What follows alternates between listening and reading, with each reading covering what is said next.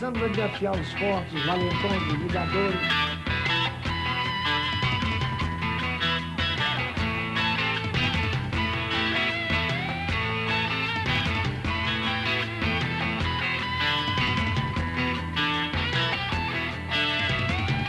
Isso é que me dá a autoconfiança.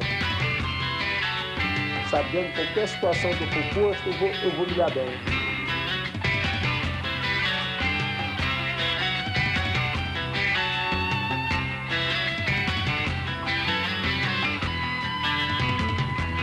Todo gris já nasce famoso, aquele negócio. Ah, foi primeiro gris e tal, já sempre um adianta o gris.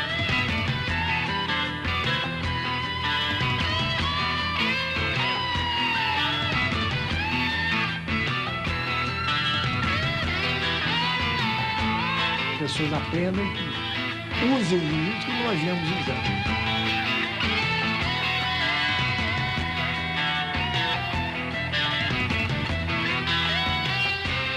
O jiu-jitsu não é só um patrimônio dos greys. O jiu-jitsu é uma força nacional, muita gente sabe.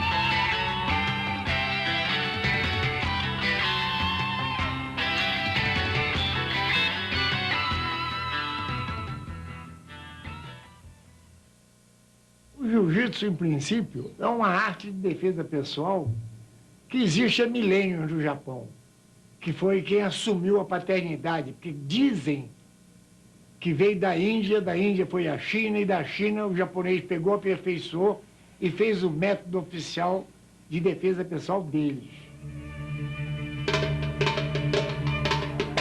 Os monges budistas, lá do norte da Índia, algumas milhas acima de Benares, onde o povo falava ainda o dialeto Pali ou Laurikosh, nasceu um homem chamado Siddhartha Gautama.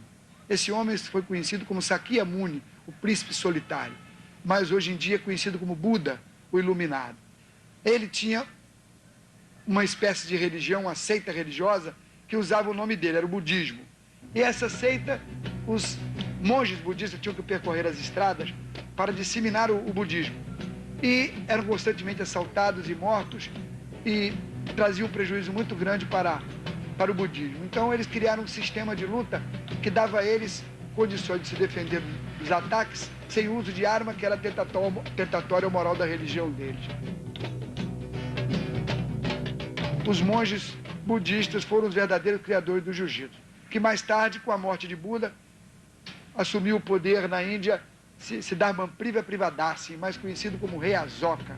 E ele disseminou pelo mundo o jiu-jitsu, saindo para o Tibete, Birmânia, Sião, China e, por último, no Japão. O jiu-jitsu chegou ao Japão por volta do ano 200 a.C. Foi aperfeiçoado e ficou escondido de outros povos até o final do século passado. 100 anos atrás, os japoneses abriam seus portos e iniciavam um comércio com os ingleses. Estes ficaram maravilhados com essa nova visão de luta corpo a corpo. Uma luta dominadora chamada jiu-jitsu ou arte suave, em que homens fracos e leves venciam pesados e fortes. Mas os japoneses não ensinavam os ocidentais as técnicas dessa luta. Era crime contra o império, uma espécie de lei de segurança nacional. Devido à insistência dos ingleses em aprender essa arte, os japoneses ensinaram parte do jiu-jitsu, uma luta desenvolvida por Jigoro Kano e mais tarde chamada de judô.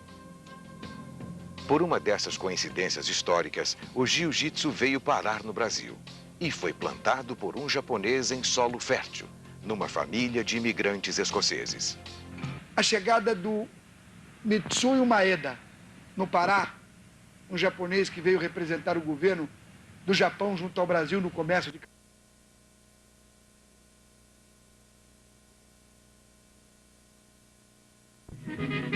Gastão Gracie era carioca, descendente de escoceses. Gastão era patriarca da família. Desistiu da carreira diplomática, fixou residência em Belém, tornou-se homem influente na cidade, casou-se com uma moça da sociedade local e teve 8 filhos. Carlos Gracie, Gastão Gracie, Oswaldo Gracie, Jorge Gracie, Ilka, Helena, Mary e uma das maiores figuras da nossa história, uma das maiores figuras dos nossos heróis, no meio de tantos heróis, o nosso querido professor Hélio Gracie. Gastão Gracie ajudou Essaí Maeda, conhecido como Conde Coma, a prosperar nos negócios em Belém.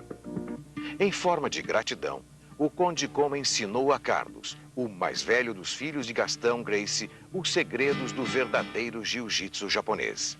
Nesse momento, nossa história muda bruscamente. E quando nós viemos para o Rio, o falecimento de meu avô, meu pai veio com a família para cá e meu irmão passou a dar aula a amigos.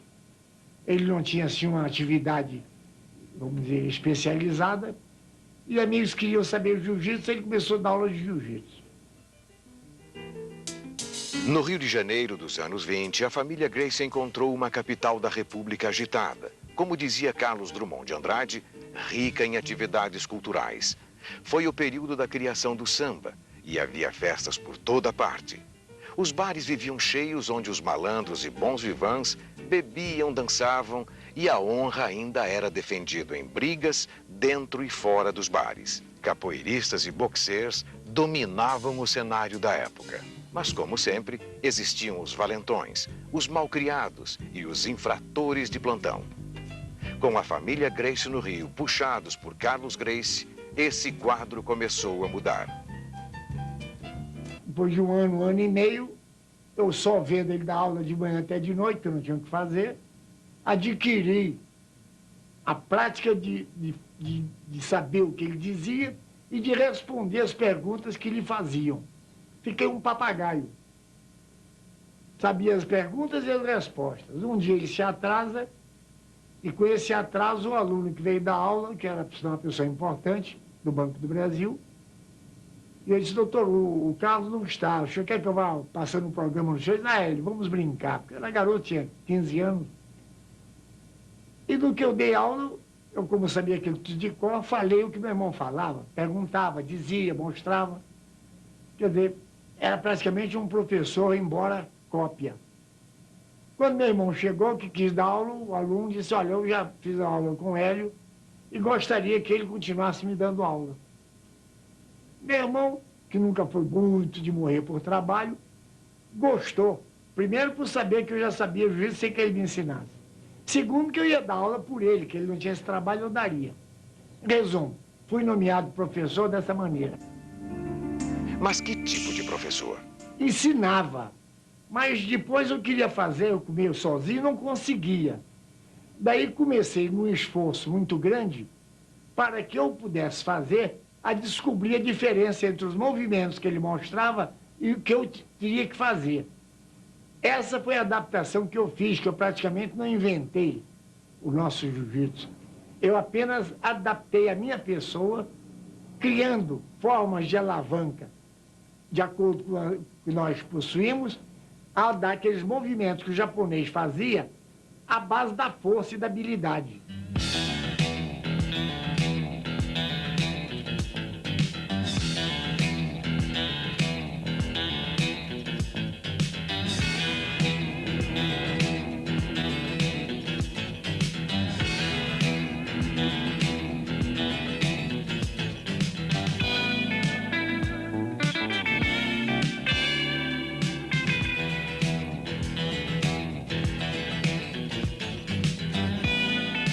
Jiu-jitsu brasileiro, o jiu-jitsu Gracie, é uma preparação do antigo jiu-jitsu, do jiu-jitsu de Kosen, do judô de Kosen, como os japoneses chamam, para transformar no jiu-jitsu Gracie, que é o jiu-jitsu que o Hélio transformou e criou esse sistema de luta, como ele mesmo diz, luta para fraco. É uma luta onde o fraco consegue vencer o forte com o mínimo de dispêndio de energia. Hoje em dia vejo umas lutas aí e fico até meio decepcionado, porque é uma força muito grande. Eu acho que o sujeito, para ganhar um fraco e sendo muito forte, ele não precisa luta, ele dá um soco na cabeça do cara, bota o cara no chão. Então o jiu-jitsu é exatamente isso, é o fraco poder se defender do forte. E para isso você tem que usar a força do teu adversário E você tem que usar as alavancas. Imagine o Antigo Oriente. Os monges budistas que desenvolveram o jiu-jitsu viviam uma dieta física e espiritual. Alimentavam-se de grãos, eram magros, baixos, enfim, frágeis presas fáceis para ladrões, soldados, inimigos, vagabundos de estradas. Como por encanto, mais de 2000 anos depois, o jiu-jitsu reapareceu no Novo Mundo para beneficiar, entre outros, Hélio Gracie, aparentemente frágil como um monge. Eu pequeno, fraco, tinha vertigem, ninguém sabia a causa, depois vieram a dizer que era, vamos dizer, sistema nervoso. Eu era um menino cheio de complexo, cheio de recalque, queria ser valente, mas não queria ser medroso. E isso vai levando um cara, às vezes, para um caminho. Se eu não tivesse o jiu-jitsu, eu não sei o que seria hoje. Nos anos após a Segunda Guerra Mundial, os garotos brasileiros, como de outros países, tiveram problemas. Passaram por grandes dificuldades financeiras e emocionais. Um grupo de garotos cariocas teve a sorte e o privilégio de conhecer o jiu-jitsu, a luta suave e Hélio Gracie. Frequentar a academia de Hélio Gracie foi um privilégio para poucos.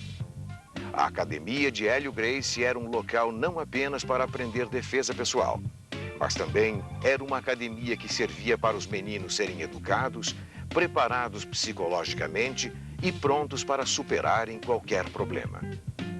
Hélio Gracie era o mestre, psicólogo, educador, adorado pelos alunos.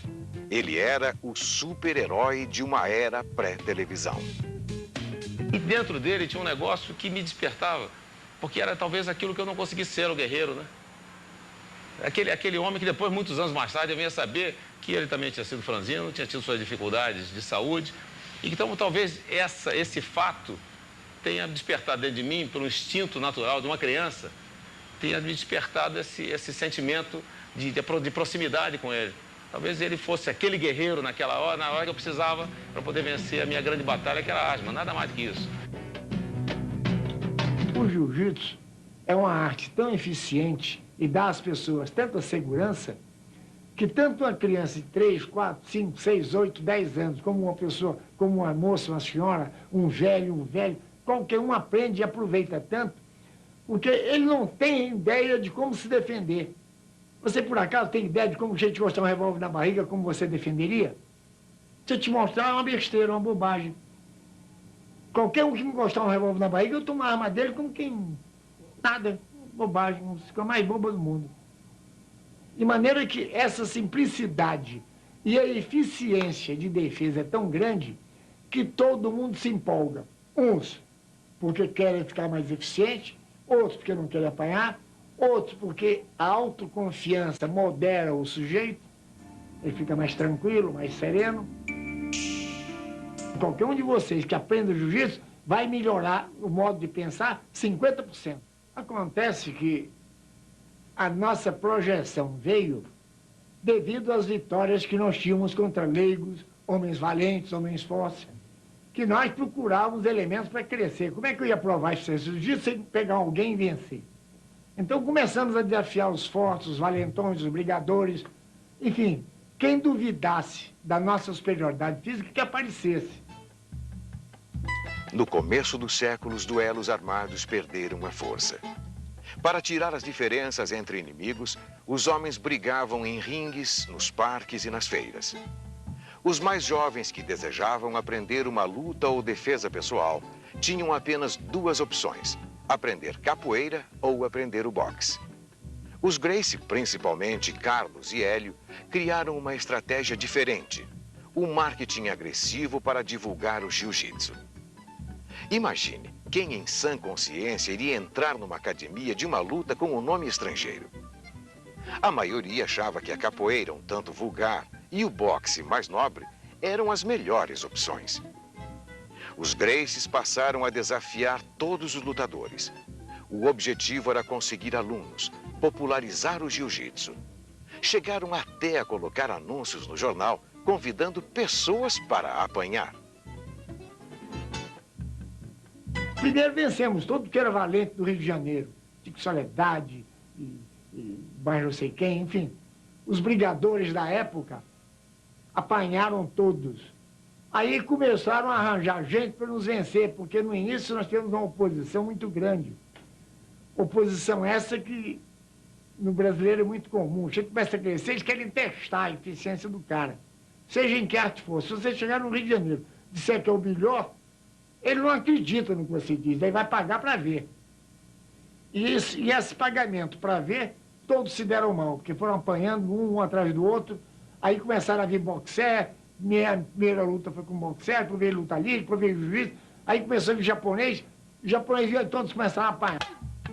Durante 25 anos, os Gracie lutaram e venceram toda sorte de lutadores. Carlos e Hélio Gracie foram os criadores do Vale Tudo. Imagine um homem de 60 quilos como era Hélio Gracie, de pouco mais de 1,60 m. Imagine sua bravura, técnica e coragem. A principal luta de Hélio Gracie nesses anos, a que mais deu orgulho para a família, foi uma batalha histórica de mais de 3 horas de duração, entre ele e Valdemar Santana. Essa luta espantou o mundo. Hélio Gracie brigou com Valdemar Santana, ele com 42 anos, ele com 22, uma diferença de peso de quase 30 quilos. Ele brigou 3 horas e 45 minutos. E essa luta só acabou porque o professor, já sem resistência, perdeu a luta por desmaio. Ele apagou e a luta se encerrou aí. Foi a luta que mais nos honrou. Em 52, eu parei de lutar. Foi a última luta que eu fiz com o campeão do mundo, Kimura. Que eu lutando, porque ele não quis lutar comigo, porque achou muito fraco para lutar com ele, que ele pesava 100 quilos, era um homem forte, campeão mundial. Me testou como vice-campeão do mundo. Pesava uns 15 quilos mais do que eu, 20.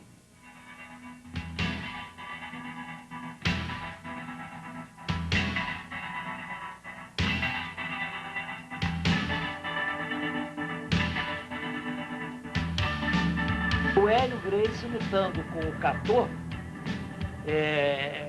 da trupe do Kimura, de Yoshimatsu, tudo, ele ganhou a luta com o Catô dentro das pernas dele, da guarda. Entendeu? O Hélio foi metendo a mão e ele foi deixando o Hélio com um determinado truque e habilidade, levou as duas mãos à gola e puxou, e o Catô dormiu num estrangulamento. Entre honrados praticantes de artes marciais, existem certas leis que sempre foram respeitadas por todos. Um lutador não desafiava o campeão. Este, sim, quando desejasse, concedia a honra de um desafiante lutar contra ele. Nessa luta, também, ele não me venceu, embora eu tenha perdido. Porque meu irmão jogou a toalha num dado momento, pensando que ele ia me quebrar o braço, e sabendo que eu tinha um temperamento também meio aguerrido, eu não podia não querer bater, e ele, para me proteger, jogou a toalha. Quer dizer, perdi, mas não bati.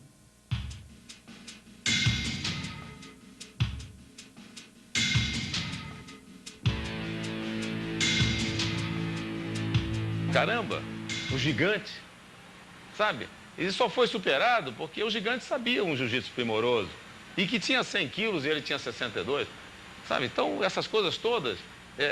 ele perdeu ali como um guerreiro, um verdadeiro guerreiro. Não foi ele que pediu para parar. Foi o irmão dele que disse, para, jogou a toalha, disse, para, porque vai arrebentar tudo. Mestre Hélio Gracie, lutador, psicólogo, educador e estrategista de marketing. No início dos anos 50 já possuía muitos alunos. Sua academia no Rio funcionava a todo vapor, repleta de jovens e promissores alunos, futuros lutadores. Esses meninos tinham, antes de se matricular, problemas psicológicos, muito comuns na infância e adolescência de qualquer homem. Esses problemas eram superados quando orientados por Hélio Gracie. Fui fazer defesa pessoal, e a defesa pessoal, então, foi a construção da minha base de vida. Porque aprender defesa pessoal representou para mim, como representa para qualquer um ainda hoje, para aqueles que sabem ensinar, ele representa a formação do indivíduo, quer dizer, a estrutura emocional do indivíduo, porque é você saber se defrontar com o imprevisível. O Hélio, além de grande lutador, além de ser um grande homem, ele era um grande psicólogo. Ele nunca leu um livro de psicologia na vida, mas ele tinha psicologia dentro dele. Ele sabia lidar com o aluno, ele sabia motivar o aluno, ele sabia entrar no campo mental do indivíduo, de tal forma que os alunos, todos nós daqui, não só os alunos comuns, mas eu, Hélio Vígio, e Carson Gracie, Robson, nós tínhamos na tutela de Hélio Gracie no desenvolvimento do jiu-jitsu. O método Hélio Gracie de ensino de jiu-jitsu incluía, e ainda inclui, além da parte técnica e seus movimentos repetidos à exaustão, também uma certa orientação espiritual, psicológica, uma preocupação com o bem-estar mental e físico. Hélio Gracie é um educador e, na época, preparava seus meninos para enfrentar responsabilidades e compromissos, embora sempre com muita alegria e diversão. Então, o nosso treinamento, a nossa diversão, melhor dizendo, era lutar. Então, tudo que fosse diversão acabava em luta. Era uma luta no chão, era uma luta em pé, era um pega, era uma garra, era isso, era aquilo, resistência de pescoço, resistência de tração, de repulsão, e, enfim, tudo isso se resumia realmente em sermos um lutador de jiu-jitsu e também um professor de jiu-jitsu. Vivendo inclusive com aqueles rapazes, pô, todos eles mais velhos do que eu, todos eles já com uma boa formação de lutadores, todos eles valentes, formados na academia do mais valente de todos os valentes, que era o Hélio Gracie. Caramba, ali dentro não é questão de eu me transformar num valente no sentido negativo da palavra, de ser, sabe, um valentão de sair pra rua brigando. Não, ao contrário, era a valentia interna, era o poder, era ser poderoso, era ser forte. Ser forte no sentido de poder vencer as barreiras todas, fossem elas físicas, morais ou o que fossem. Há um lado positivo do jiu-jitsu, que é o lado que quando você tem confiança em você, quando você sabe que não apanha ou que ninguém lhe é superior, seja em que arte for, você fica automaticamente mais tolerante. Essa superioridade o jiu-jitsu nos proporciona, em que você pode tranquilamente discutir, ponderar, pôr o indivíduo no seu lugar sem precisar brigar. E essa maneira de falar segura, tranquila, apavora geralmente os infratores. Carlos Gracie, o grande mestre do jiu-jitsu, além de ter ensinado seus irmãos, descobriu também o segredo do universo. Alguém disse uma vez que o homem é o que ele come. Carlos Gracie percebeu isso e desenvolveu um sistema de alimentação diferente, onde se comiam alimentos compatíveis que não causavam reações pesadas, apenas uma digestão natural e mais bem adequada a lutadores. A profissão de professor de esporte não pode estar se sentindo mal. Como é que eu vou dar aula a uma criança, ou um adulto, uma senhora, um senhor, com dor de cabeça, dor de barriga? Então ele começou, como ele tinha muitos filhos, a estudar um método de alimentação que beneficiasse a ele, a família e a quem quisesse. Os Gracie levam a alimentação tão a sério quanto o treinamento de jiu-jitsu. Carlos Gracie era um nutricionista excepcional. A tabela criada por Carlos combina alimentos compatíveis. Um sistema que pode ser facilmente seguido por qualquer pessoa. Para facilitar a compreensão desse método, Carlos Gracie divide os alimentos em grupos. No grupo A, os alimentos podem ser ingeridos entre si e com apenas um do grupo B.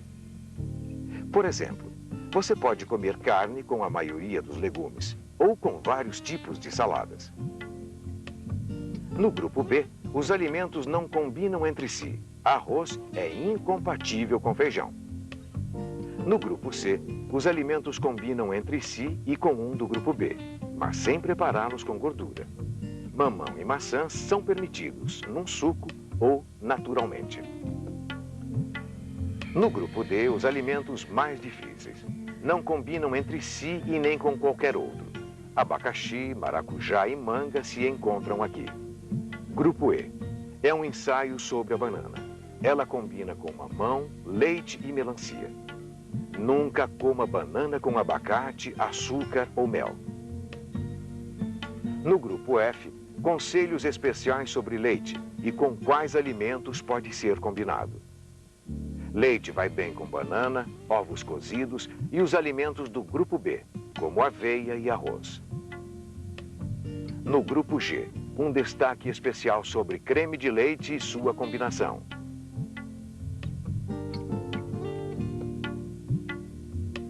Nunca coma carne de porco e evite doces enlatados, em calda, pimenta do reino, canela, picles e mostarda.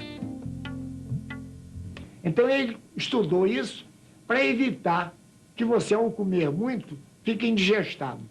Se você comer uma quantidade enorme de qualquer comida, com sobremesa, com doce, com pudim, com carne, com arroz, você vai ter uma sensação, depois do almoço, diferente de se comer combinado como nós comemos. O que mata as pessoas, às vezes, que causa mal-estar, é que você almoça ao meio-dia, às 2h30 toma um sorvete, um refresco, um gelado, quando é 4 horas como um biscoito, quando chega às 6 quer jantar. Resumo, não deu descanso ao organismo. E o nosso organismo é como se fosse uma usina de açúcar. Trabalha permanentemente, 24 horas. Então, se você não der tempo de digerir o que você ingeriu e joga outra coisa em cima, é como quem está varrendo um chão e o outro jogando sujeira em cima. E não para de varrer nunca. O jiu-jitsu tornou-se hoje em dia, pelo que eu estou vendo, pelo que eu estou acompanhando lá fora, é a vedete de todos os esportes. Com as competições que o Royce venceu no Ultimate Fighter que eles criaram, que o Ryan criou, lutando com outras artes marciais, vencendo todos os campeões do mundo das outras artes.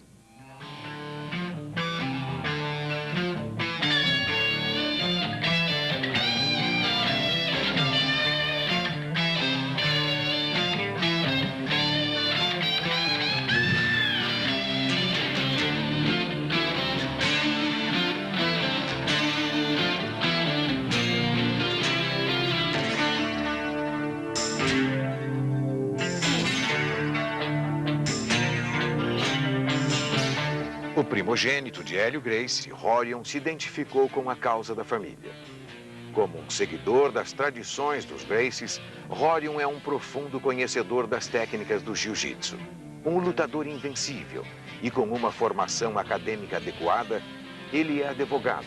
Pode aspirar novos patamares para o esporte desenvolvido por seu pai e tio. Rorion tem o perfil de um empreendedor com objetivos certos e inteligentes. Isso lhe permitiu implantar o jiu-jitsu no maior país do mundo. O nome da família Gracie, principalmente como consequência do trabalho do papai, que fez uma árvore enorme de prestígio, de fama e de nome, todo Gracie já nasce famoso, aquele negócio, né? Ah, teu filho do Hélio Gracie e tal, já é sempre um adianto incrível. Para mim era muito fácil, entendeu? E eu sou um cara que gosta de produzir as coisas, eu quero fazer as coisas acontecerem. Então, para crescer a vida inteira na sombra daquela árvore, sabe como é que é? Com todas essas facilidades, apesar de ser um troço altamente conveniente, não é da minha natureza. Eu prefiro criar alguma coisa. Então, sei lá, meu espírito de aventura e tal, depois de ter passado a oportunidade uns tempos nos Estados Unidos, eu resolvi, então, em 78, depois de me formar aqui, sentir que o casamento não tinha dado certo e tal, voltei para os Estados Unidos com a finalidade de botar o jiu-jitsu na América. Rorion foi sempre fiel às técnicas de aula da família Gracie. A filigrana e excelência dos movimentos treinados repetidamente. Isso cativou muitos alunos americanos durante um tempo. Rorion foi ator em Hollywood e ensinou não apenas artistas famosos como Mel Gibson e Chuck Norris, mas também policiais, soldados de forças especiais do exército americano. Nessa eu fui mais ou menos tomando um gostinho desse troço, enquanto isso tinha uma casinha pequena em Hermosa Beach, botei uns tatames na garagem e todas as pessoas que eu conhecia, eu convidava para tomar uma aula comigo. Nesse processo, um amigo, trazia o outro e tal, e quando ele trouxesse um amigo, ele dava outra aula de graça. Se trouxesse 10 amigos, ganhava 10 aulas de graça. Cada um dos amigos ganhava. Quer dizer, eu fui dando aula para todo mundo de graça. O pessoal gostava dessa e foi aumentando o boato que tem um cara do Brasil que ensina uma luta muito eficiente e tal. Quer dizer, o negócio foi crescendo aos poucos nessa base.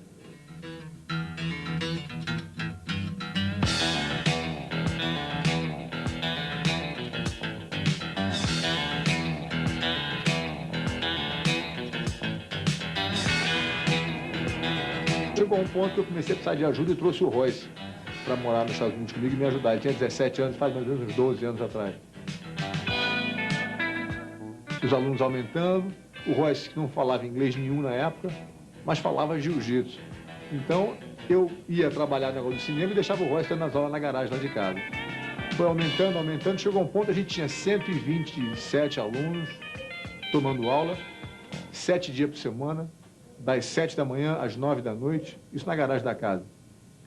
E 85 pessoas esperando para tomar aula. O negócio foi aumentando, em 1990 abrimos a academia. Eu e o Royce montamos uma academiazinha, lá em Torres, uma academia modesta e tal, pequena. Mas em 2 anos o negócio começou a pegar fogo e a gente dobrou o tamanho da academia. Depois de alguns anos, sempre visando a expansão e a consagração do jiu-jitsu, Rorion criou o Ultimate Fighting, uma competição oficializada e lucrativa, herança dos desafios que Hélio e Carlos disputavam na juventude. Nessa de criar o Ultimate, que é um campeonato de vale tudo, que não tinha regra, tal como o pessoal conhece, sem tempo, sem juiz, sem regra, valia tudo, não tinha parada. Eu trouxe o John Mills, que é um cara muito conhecido nos Estados Unidos, para prestar um pouco de credibilidade ao evento. Quando você bota o nome como dele, que tem muito peso em Hollywood, o pessoal olha para você de outra maneira, né? Não é o cara que faz luta, negócio de luta, era um cara que faz negócio de luta, mas o diretor criativo do evento era o John Mills. Então, quando eu botei o John, me ajudou, inclusive, a desenhar o octagon, eu e ele que fizemos um negócio, porque a gente tentou tudo que era tipo de ringue para chegar naquela conclusão. Até um ringue que tinha areia em volta, para o cara pisar na areia, escorregar e não poder sair, a gente pensou nisso, um ringue de fibra de vidro, pensamos em botar um negócio de água em volta, com jacaré, pensamos tudo, que você imaginar, a gente imaginou tudo, teia de elétrica, entendeu? Com um negócio elétrico em volta, como se diz, uma tela eletrificada, pensamos em tudo aquele negócio, você pode imaginar, e fomos eliminando por que podia e por que não podia. No final, acabamos com aquela que deu certo, agora virou moda tudo quanto é canto. Não é difícil construir um octágono. Leva-se apenas algumas horas para deixá-lo pronto para uma luta, mas é o ideal para um espetáculo de vale-tudo. Lutadores de qualquer arte marcial sentem-se à vontade e o público tem uma visão quase completa. Para realizar o primeiro Ultimate Fighting, Rorion teve de usar de toda a sua capacidade de homem de negócios. Reuni a opção de aluno meu e falei, pessoal, vou criar um show de vale-tudo, assim, assim, assim, expliquei como é que era o negócio. E os alunos nos Estados Unidos, todo mundo botou uma grana e eu levantei o dinheiro para fazer o primeiro show, que eu não tinha. Fiz $150 mil nessa brincadeira. O pessoal botou a grana, com o show montado na mão, eu liguei para o pessoal da Pay-Per-View e falei, olha, eu estou com um show pronto para fazer, preciso de alguém para transmitir no via satélite.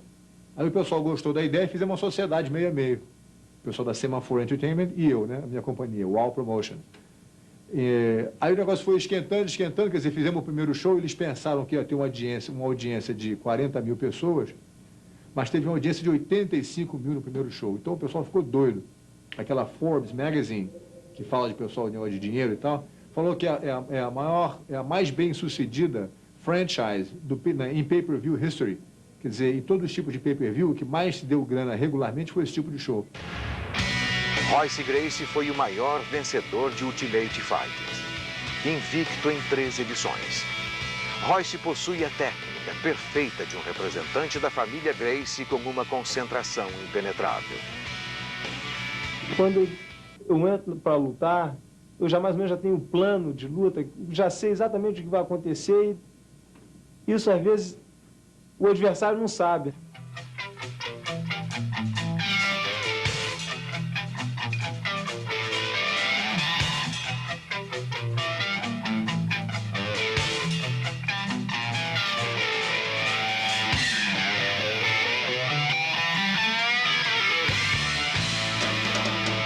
A luta mais difícil é contra mim mesmo, é dentro da minha cabeça. Porque eu crio o meu adversário, eu crio o adversário mais difícil. Eu me boto na posição, dentro da minha cabeça, na posição mais difícil. Se o adversário me pegar nessa posição, como eu sairia? Eu imagino, crio a situação dentro da minha cabeça e se eu consigo sair. Isso é o que me dá a autoconfiança. Sabendo que qualquer situação que eu for posto, eu vou me dar bem.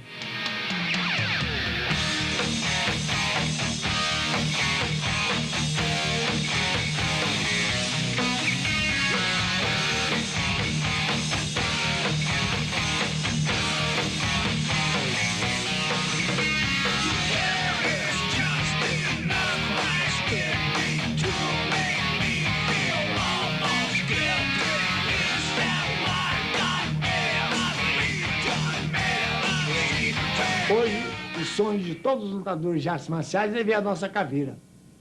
Todo mundo quer ver um Gracie perder, todo mundo quer ganhar o Royce.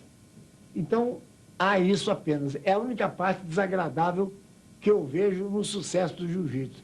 É que nós, sem querer, arrolhamos e botamos um nó na garganta de todo mundo. Porque o cara que tem a sua academia de karatê, ou ele ensina jiu-jitsu, ou ele quer morrer de fome, porque o pessoal não quer mais saber de karatê, quer fazer jiu-jitsu.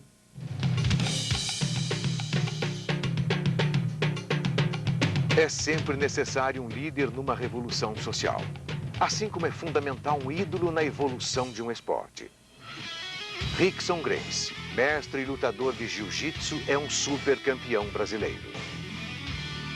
Em qualquer esporte em fase de expansão, sempre aparece um atleta que se destaca. E às vezes ele vem na imagem de Pelé, o atleta do século, ou de um Emerson Fittipaldi. Rickson é um campeão brasileiro no mesmo nível de nossas maiores estrelas. Ele tem o carisma e as qualidades de superstars do esporte. Talento, conhecimento das técnicas do jiu-jitsu, sereno, confiante. Ele passa exemplo de integridade e dignidade, maturidade profissional, nos mesmos moldes de seu pai, Hélio Gracie. Tudo que eu fiz na vida foi voltado para o lado positivo das coisas. Eu acho que o próprio jiu-jitsu, hoje em dia, ele às vezes é deturpado. As pessoas ensinam, acho que talvez só o Gil, entendeu? Só como é que faz para bater nos outros, como é que faz para ganhar uma luta. Eu acho que jiu-jitsu é muito mais do que isso.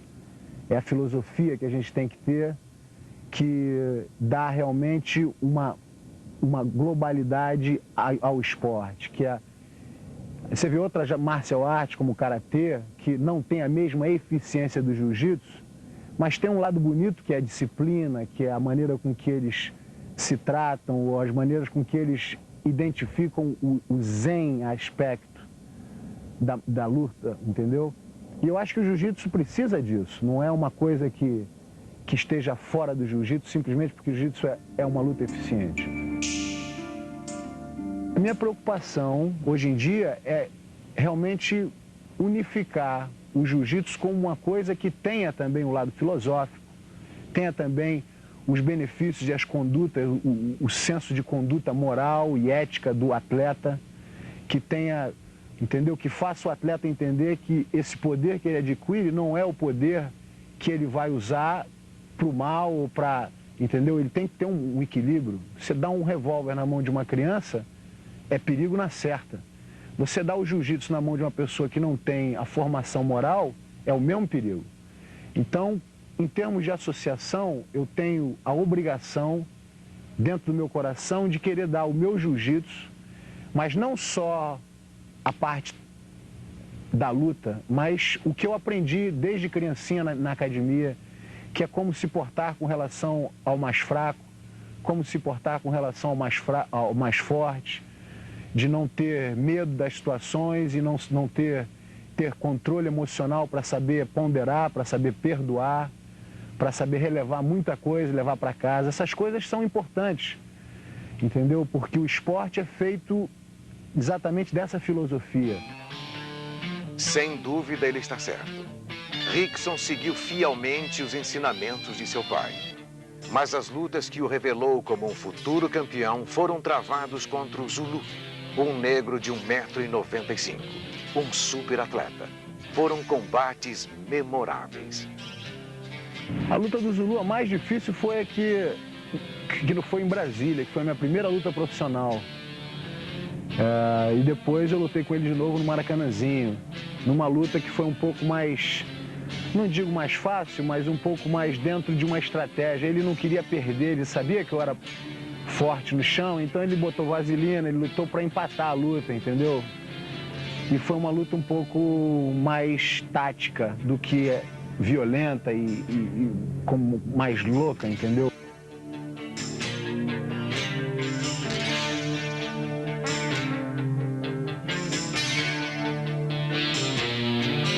O jiu-jitsu, ele evolui, é uma coisa que são dois animais, dois seres humanos, mas desenvolvendo uma coisa como um animal. Você não pode prever o que dois leões vão fazer quando eles brigam, entendeu? É uma coisa que pode ser qualquer coisa pode sair dali.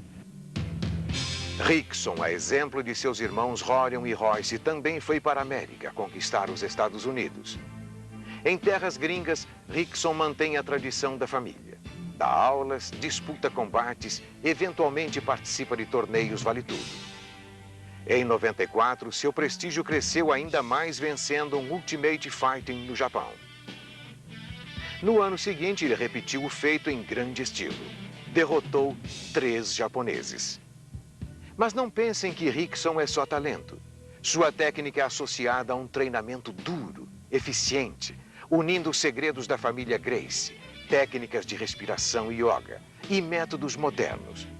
Rickson Gracie é pura determinação e concentração. Sua vontade de vencer é única e insuperável.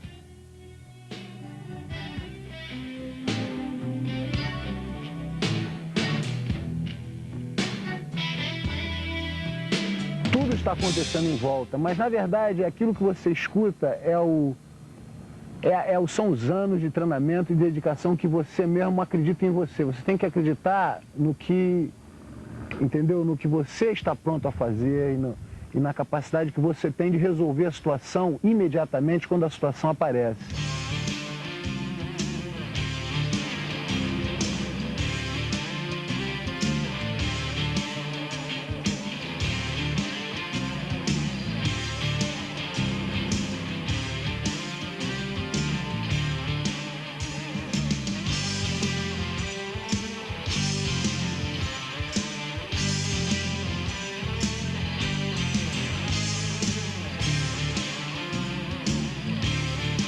Em qualquer carreira ou em qualquer situação que a coisa tenha, entendeu? O que o produto seja bom, o que eu acredito que o jiu-jitsu e que eu acredito que os meus resultados como profissional são os melhores dentro do que eu posso esperar, mas existe a necessidade de um suporte na parte de organização, de infraestrutura de business. E não podia ter encontrado uma pessoa que viesse mais perfeito para esse tipo de posição do que a minha mulher, que está por mim 100%. Um dos segredos do sucesso que tem sido para a gente é a gente estar sempre escalando como se fosse uma montanha, tá? Então, 94 foi uma coisa, 95 a gente quis que fosse maior e foi no Budokan, foi muito bem produzido e de lá a gente visualizou esse evento maravilhoso, enorme que aconteceu agora, que foi o Pride One, que é o reflexo dessa visão que a gente teve. Engraçado que foi até a gente estava no aeroporto quando a gente falou isso, quando acabou 95, a gente vai fazer um negócio agora enorme para levar o esporte para um outro nível. Entre todos os eventos que Rickson participou, o Pride One, realizado em outubro de 1997, foi o mais espetacular. Rickson Gracie derrotou seu oponente em 4 minutos. Com 30 segundos para acabar o primeiro round, eu decidi mudar a estratégia e surpreendê-lo numa chave de braço. Que mesmo que ele fosse suficientemente esperto para se defender, e eu fosse perder a posição que eu tinha adquirido, a montada, que é uma posição importante para nós, estaria mesmo no final do round e a gente ia começar em pé do mesmo jeito. Por isso que eu arrisquei uma chave de braço. Com essa vitória impressionante, Rickson se consagra como o maior lutador deste final de século.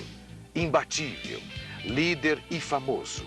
Ele comprovou mais uma vez as teorias de seu pai, Hélio Gracie, sobre a qualidade de vida, respeito, controle emocional, equilíbrio físico e mental. Meu pai, ele, além de ser um grande atleta, ele sempre procurou dar em casa todos os conselhos e todas as informações necessárias para a formação de homens de valor, de caráter, de respeito, de verdade, de senso de família, de fraternidade. Então, esses valores que eu recebi em casa são os alicerces hoje do que eu sou.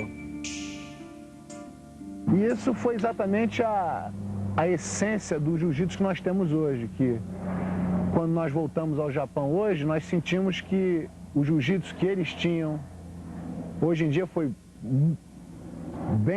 bem superado pelo nosso jiu-jitsu atualmente, exatamente pela intervenção e pela evolução que começou com o meu pai Hélio.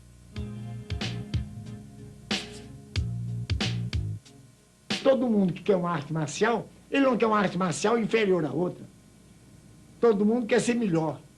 Se eu lhe der um automóvel, uma bicicleta, você prefere o quê? Bicicleta ou automóvel? Todo mundo quer o melhor. Então, o jiu-jitsu agora está comprovadamente, pelo mundo inteiro, ser a arte marcial mais eficiente, a mais fácil e que não exige dos seus alunos nenhuma qualidade física.